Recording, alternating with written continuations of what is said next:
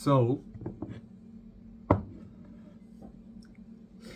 sorry, Redditors and Discord mods. It's just some grapes, you know, health stuff.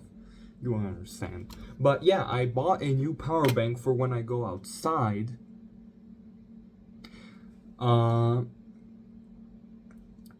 Yeah, 20,000 milliamp hours. So I can, when I go outside and I want to take a picture or something, my phone doesn't fucking die in a couple hours of usage, despite boasting all day battery life. Thanks, Exynos. Yeah, we got. I bought two actually. If you saw in the last video, I'm using my previous power bank, which is the same model as this, for my solar panels. However, the solar panels have not arrived. That was just me preparing it for when the solar panels arrive. Because I want to, you know, reduce the amount of electricity I use, because this computer definitely takes up enough of it already. So I want to try and reduce it by, you know, my light source at night, make it so that it's not grid dependable. Make it so that it's power bank dependable, where the power bank get that electricity from the sun. So I might even attach another power bank, like a 10,000 milliamp hour power bank at the end of the other one, you know, more power bank basically. Just exit this game. There we go. Pretty much, which would mean a theoretical somewhere like 40,000 to 50,000 milliamp hours. Anyways, here is what the 20,000 milliamp hour Redmi 18-watt fast charge power bank includes. See here, we have a warranty notice number 1, something I don't know what language that is. And then this is a 20,000 milliamp hour Redmi 18-watt fast charge power bank user manual, which, if you've ever used the power bank, means you don't really need the user manual. Okay, cool. This is convenient. This is nice to see. Okay, so basically, this tells you how much battery life you have left.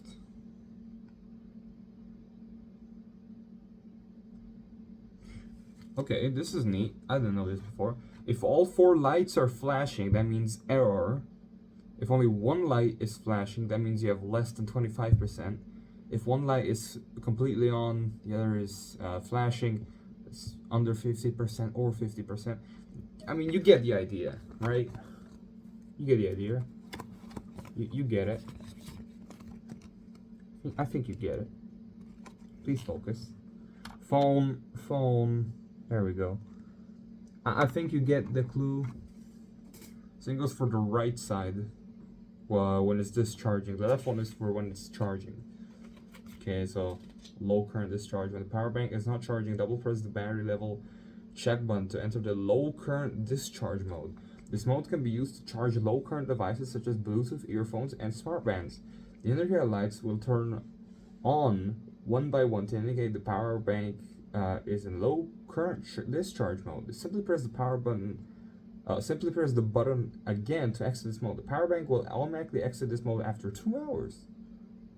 Low current discharge. So for when it's not charging.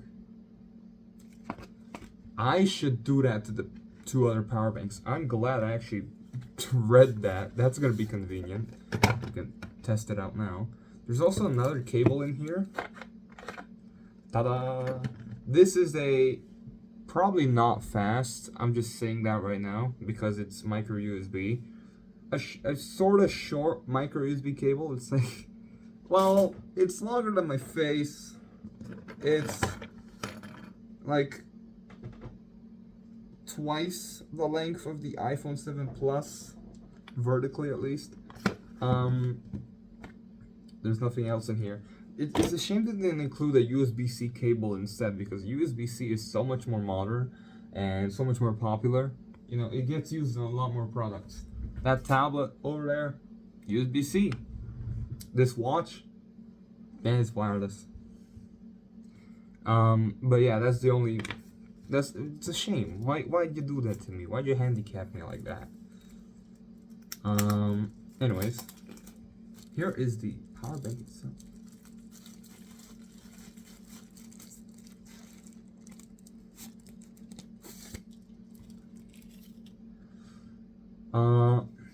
So as you can see, there's a little paper sticker over here covering the ports.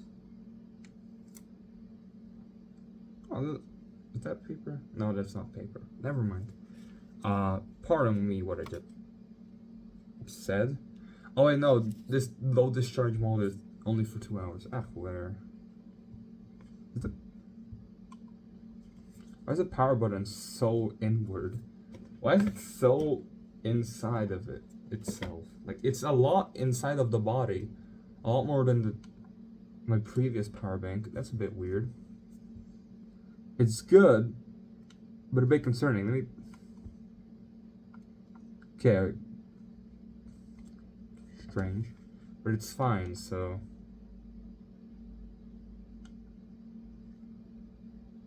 Yeah, so let me show you what it looks like when you enter low current discharge.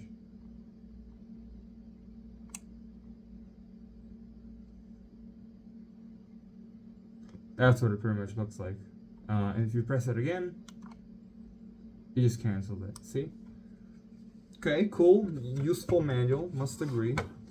Like always, whenever I get a new product, that smells like battery. Oh, Jesus. That. It's a weird smell. It's an interesting smell, but it's weird. You know, it smells like batteries, or, you know, the glue to hold in the batteries. Still a weird smell. I'm gonna charge this power bank up with my charger. Max charge is only 18 watts, which is a bit of a shame. It's unfortunate they can push it to at least 20 watts. But 18 watts is still quite a lot of watts. But for 20,000 milliamp hours, probably not that much, you know. It's a big power bank. My phone, charging at 25 watts, reaches 0 to 100% in like under an hour. This has 18 watts and has to charge from less than 25% up to 100%, 20,000 milliamp hours. So 4 times bigger battery.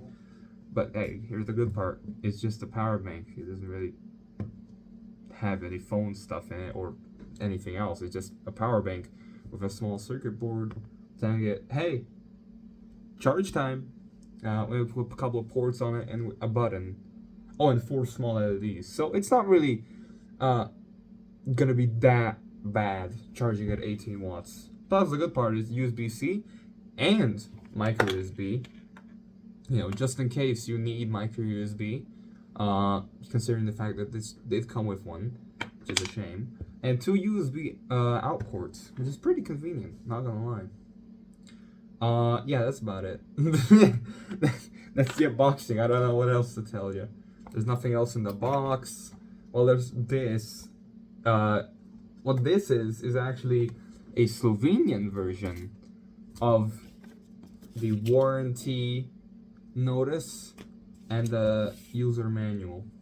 This is the Slovenian version. It's a instructions on how to use 18-watt portable charging for fast charging 20,000 milliamp Redmi. That's a very weird title. Maybe it's because it's translated to English on the spot. And then there's a warranty list. Pretty basic, to be fair.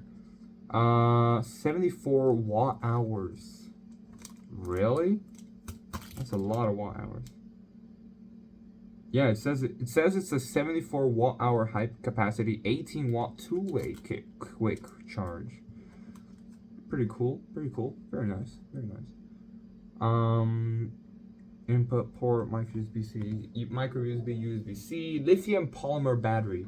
It's not lithium ion, it's lithium polymer. Is that different, or is it just spelled different? Is it actually a different? Oh, wait, I have Wi-Fi. What? Weird. Anyways, lithium ion versus lithium polymer. It is different.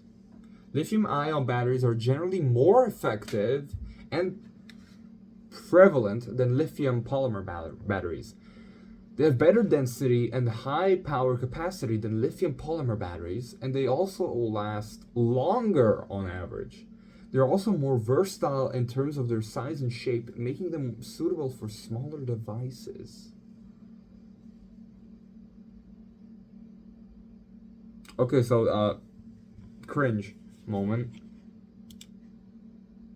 An average lithium-ion battery can last 2 to 3 years. That's true. I had a phone that had a lithium-ion battery that lasted me 5 years. It discharged fairly quick. You know, the phone's battery was definitely old and needed to be replaced, but it could hold a charge and it wouldn't suddenly die while being used. Whereas lithium polymer batteries have a much shorter lifespan. That's because the gel-based electrolyte begins to harden in LiPo batteries. Oh, but here's one of the good parts about a power bank.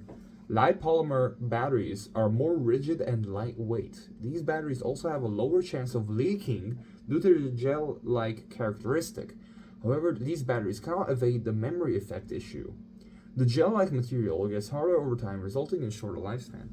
Okay, so here's the gist. This power bank is lighter than if you were to take a lithium-ion battery and scale it up to this size. But, well, like I just mentioned, these don't last as long, but they are more durable, you know, in the short term at least, you know, if you don't take care of them, pretty much. Like if you drop it accidentally, or if you know, throw the battery, like just the battery, not the battery in the power bank.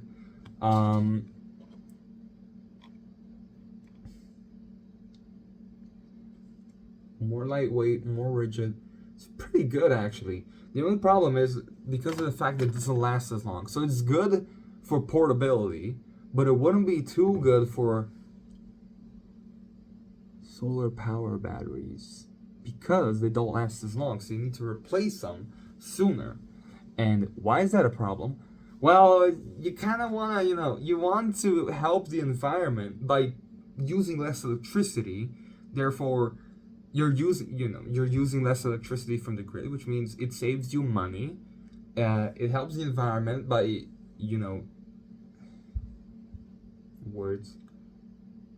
by the companies that give out electricity for people to pay for.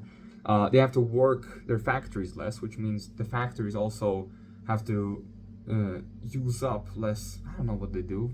I don't know. The factories have to work less, basically.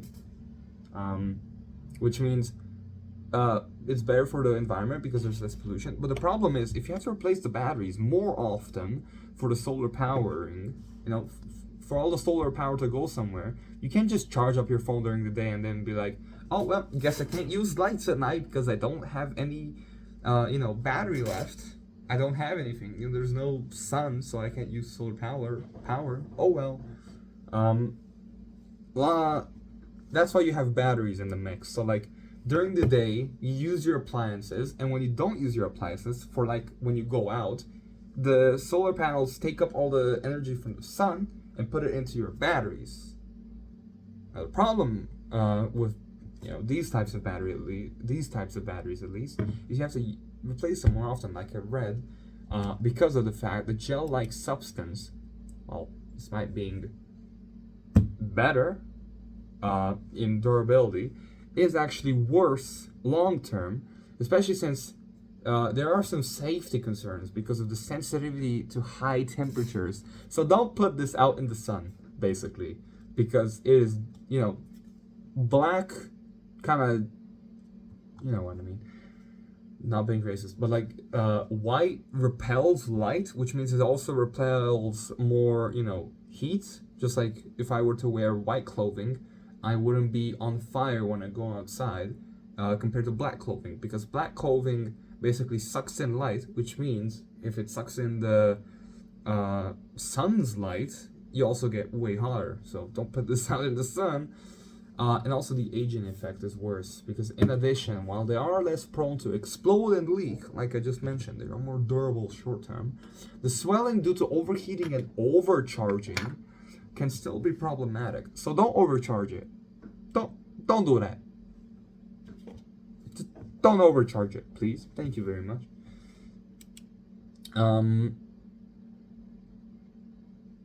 Yeah, that's pretty much it. I went from unboxing a power bank to explaining more stuff about my solar panel setup, and well, to be fair, I also explained some stuff about the battery, you know, lithium polymer battery in here compared to a normal cell phone lithium ion battery. So there's that. It's ironic because I was like, I'm talking to the camera, aka my phone, and I'm like mid talking, I'm trying to find my phone. It's like, oh, I'm filming the video with my phone, so let me hold up the iPhone. That got a lithium ion battery, right?